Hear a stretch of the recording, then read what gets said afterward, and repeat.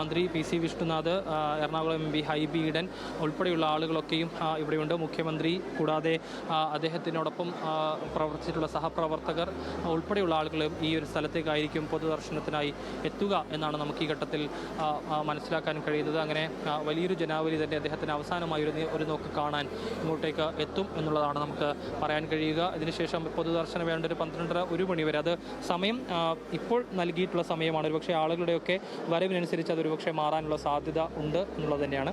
അതിനുശേഷം അദ്ദേഹത്തിൻ്റെ ഇപ്പോൾ പൊതുദർശനത്തിൽ വെച്ചിട്ട് ടൗൺ ഹാളിൽ നിന്ന് ഏതാണ്ട് ഒരു 2 കിലോമീറ്റർ മാറിയാണ് അദ്ദേഹത്തിൻ്റെ വീട്, ലാഫിംഗ് വില്ല. നമുക്കറിയാം ആ ഒരു പേര് ആ വീടിന് വീണതിനെക്കുറിച്ച് തന്നെ അദ്ദേഹം പല അഭിമുഖങ്ങളിലും സംസാരിച്ചിട്ടുണ്ട്. എങ്ങനെയാണ് ആ ഒരു വീടിന് ആ ഒരു ലാഫിംഗ് വില്ല എന്ന പേര് വന്നത്? കാരണം താൻ ഈ ഒരു വീട് പണിതത് അല്ലെങ്കിൽ തൻ്റെ ജീവിതം മെച്ചപ്പെട്ടത് താൻ കോമഡി കഥാപാത്രങ്ങൾ അല്ലെങ്കിൽ ഹാസ്യപരമായ സ്റ്റേജ് ഷോകളൊക്കെ ചെയ്തിട്ടുകൊണ്ടാണ്. അതുകൊണ്ട് തന്നെയാണ് ലാഫിംഗ് വില്ല എന്നൊരു പേര് ആ ഒരു വീടിനെ താൻ ഇട്ടത് എന്നുള്ളതാണ് പല അഭിമുഖങ്ങളിലും അദ്ദേഹം പറഞ്ഞിട്ടുള്ളത്. അതുകൊണ്ട് ആ വീട്ടിൽ മതപരമായ ചടങ്ങുകളോ മറ്റോ ഇല്ലാതെ ആയിരിക്കും അദ്ദേഹത്തിൻ്റെ സംസ്കാര ചടങ്ങുകൾ. ഇപ്പോൾ അദ്ദേഹത്തിൻ്റെ മകൻ ചന്തു കൂടാതെ ആരോപണം ഉൾപ്പെടെയുള്ള ആളുകളിവിടെയുണ്ട്. അദ്ദേഹത്തിൻ്റെ ഭാര്യ ഇവിടെയുണ്ട്. ഇപ്പോൾ എല്ലാവരും ഇങ്ങോട്ടേക്ക് എത്തിച്ചേർന്നിട്ടുണ്ട്.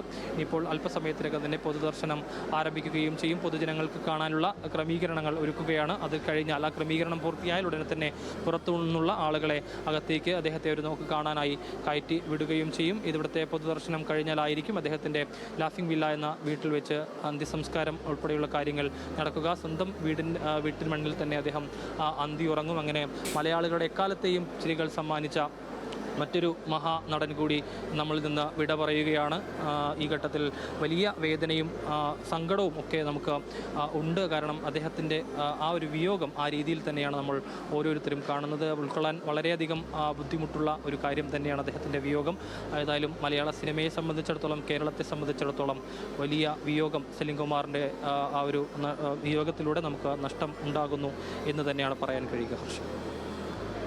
തീർച്ചയായും പല ഡയലോഗുകളും നേരത്തെ റഹീം പറഞ്ഞത് ആണ് ശരി. എല്ലാ ഡയലോഗുകളും നമ്മൾ ജീവിതത്തിൽ എപ്പോഴും ആവർത്തിച്ച് പ്രയോഗിക്കുന്ന ഡയലോഗുകളാണ് സലീം കുമാറിൻ്റെ പല ഡയലോഗുകളും എന്നുള്ളത് ഓർക്കണം. മലയാളി എല്ലാ ദിവസവും യേശുദാസിൻ്റെ പാട്ട് കേൾക്കും എന്നൊക്കെ പറയുന്നത് പോലെ മലയാളി എല്ലാ ദിവസവും ആവർത്തിച്ച് പറയുന്ന ചില ഡയലോഗുകളാണ് സലീം കുമാറിൻ്റേത്. അത് പല ജീവിതാവസരങ്ങളിലും അത് തമാശ രൂപേണ പല ജീവിത മുഹൂർത്തങ്ങളെയും അവതരിപ്പിക്കാൻ വേണ്ടിയിട്ട് അത് പ്രയോജനപ്പെടുത്തുന്നു എന്നുള്ളതാണ്. മാത്രമല്ല, ഇപ്പോൾ പല സ്ഥലങ്ങളിൽ നിന്ന് യാത്ര ചെയ്ത് വരുന്നവർ ഇപ്പോൾ കൊച്ചി നഗരത്തിലേക്ക് എത്തുന്നതിന് തൊട്ട് മുമ്പ് കൊച്ചി നഗരത്തിൻ്റെ അതിർത്തി എത്തിയാൽ കൊച്ചി എത്തി എന്നവർ പറയുന്നത് സലീം കുമാറിൻ്റെ സിനിമ ഡയലോഗിനെ ഓർത്തുകൊണ്ടാണ്.